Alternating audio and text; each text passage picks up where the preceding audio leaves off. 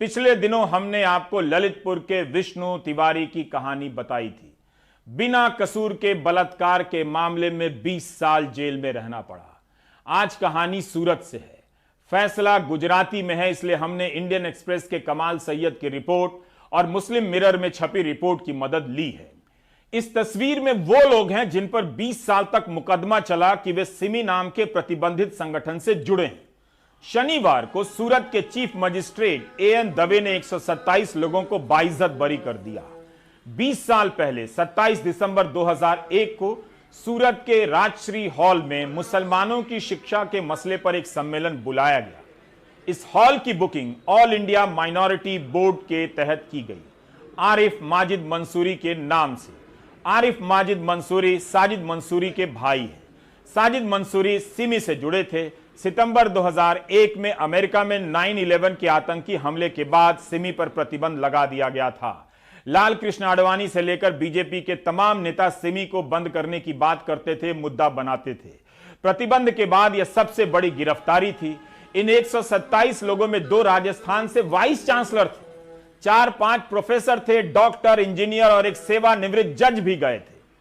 ये लोग संविधान के तहत मुसलमानों के शिक्षा के अधिकार विषय पर जमा हुए थे और सिमी से जुड़े होने के आरोप में फंसा दिए गए। इन सभी को आतंकी कार्यवाही, प्रतिबंधित संगठन से जुड़े होने के आरोप में गिरफ्तार किया गया।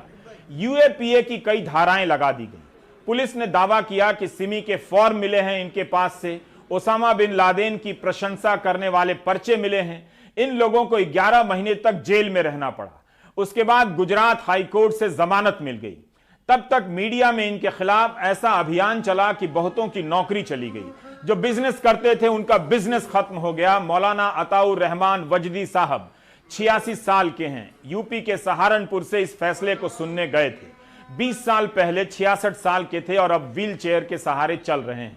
इस सम्मेलन में गुजरात, महाराष्ट्र, मध्य प्रदेश, उत्तर प्रदेश, कर्नाटक, राजस्थान, तमिलनाडु, पश्चिम बंगाल, छत्तीसगढ़ और बिहार से लोग गए थे। बाहर के राज्यों के आरोपियों को हर सुनवाई में आने की छूट तो मिल गई, लेकिन सूरत के लोगों को हर सुनवाई में जाना पड़ा। 7 आरोपियों की मौत भी हो चुकी है। चीफ जुडिशियल मजिस्ट्रेट साहब जो ट्रायल कोर्ट के दवे साहब, उन्होंने ये हेल्ड किया कि कोई भी आरोपी 124 या 27 में कोई भी कलम 10 के मुताबिक सिमी का मेंबर नहीं था। सिमी का मेंबर था ऐसा कोई प्रूव नहीं हुआ।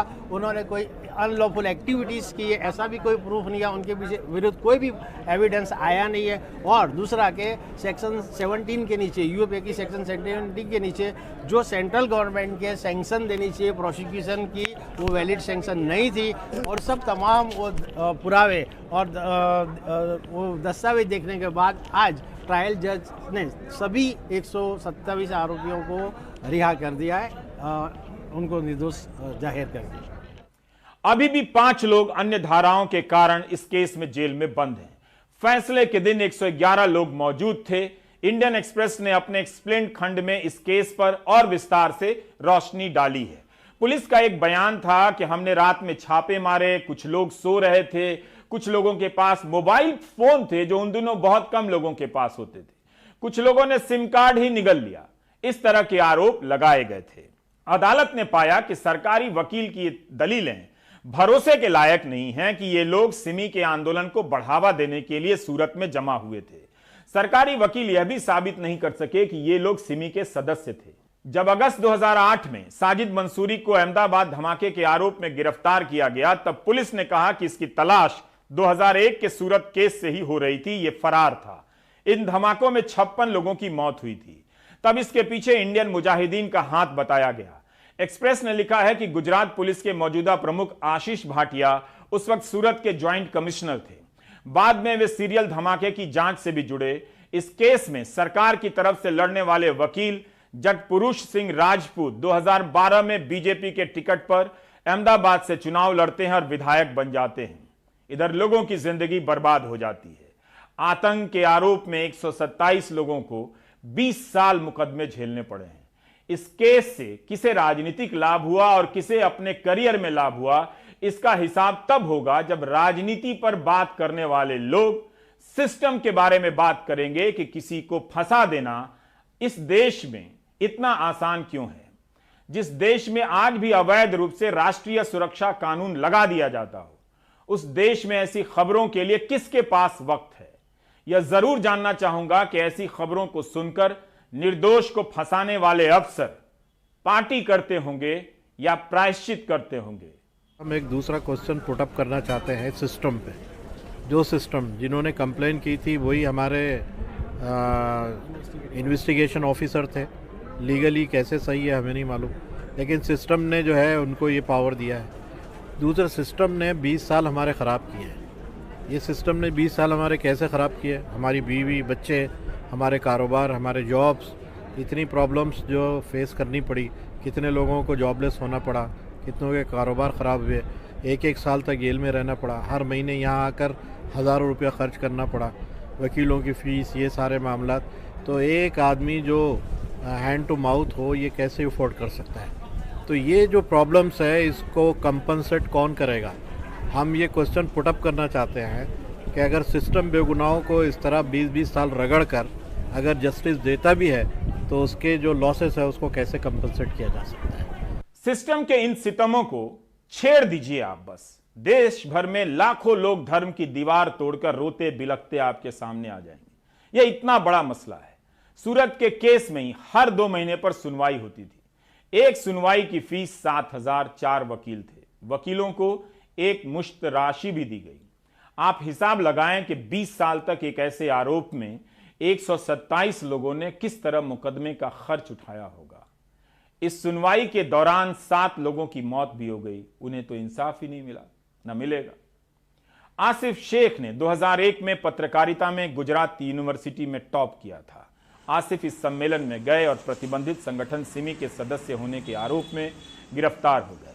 आसिफ के साथ के कई पत्रकार आज गुजरात में ऊंचे मकाम पर हैं, लेकिन इस केस के कारण आसिफ फर्स्ट आने के बाद भी पत्रकार नहीं बन सके, नौकरी नहीं मिली।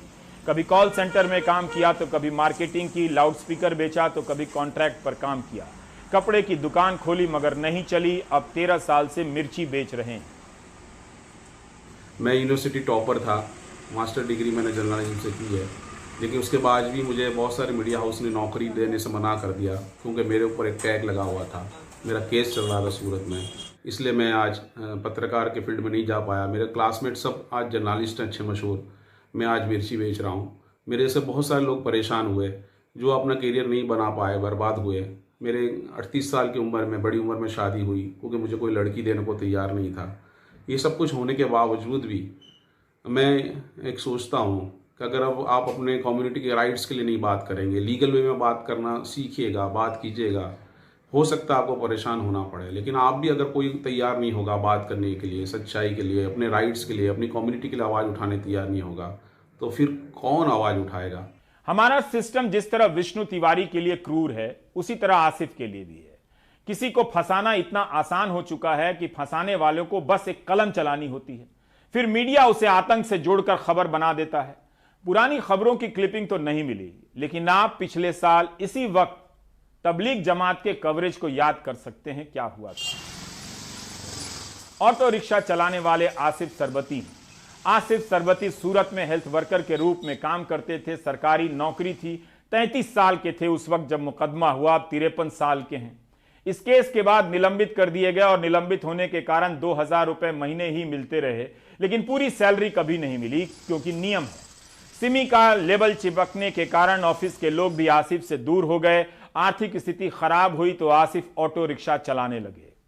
प्रोफेसर मोहम्मद अब्दुल का प्रमोशन होने वाला था 2001 में, लेकिन सूरत मामले में जेल चले गए। जोधपुर के रहने वाले प्रोफेसर मोहम्मद अब्दुल जयनारायण व्यास यूनिवर्सिटी में बिजनेस, फाइनेंस और इकोनॉमिक्स पढ़ाते थे। 2015 में रिटायर होने तक उन्हें प्रमोशन नहीं मिला। प्रोफेसर अब्दुल को उन 4 मुख्य आरोपियों में रखा गया था जिन्हें 14 महीने की जेल हुई और सुप्रीम कोर्ट से बेल मिली थी। सरकार खुद भी अपने इस मामले में आगे बढ़कर कि भाई इस मामले में किसी न किसी वजह से जो गलती हुई है और उसके अपने कंपनसेशन के लिए वो कोई कदम उठाती है तो ये भी अपने उनके लिए एक भले की बात होगी और एक अच्छा मैसेज जाएगा।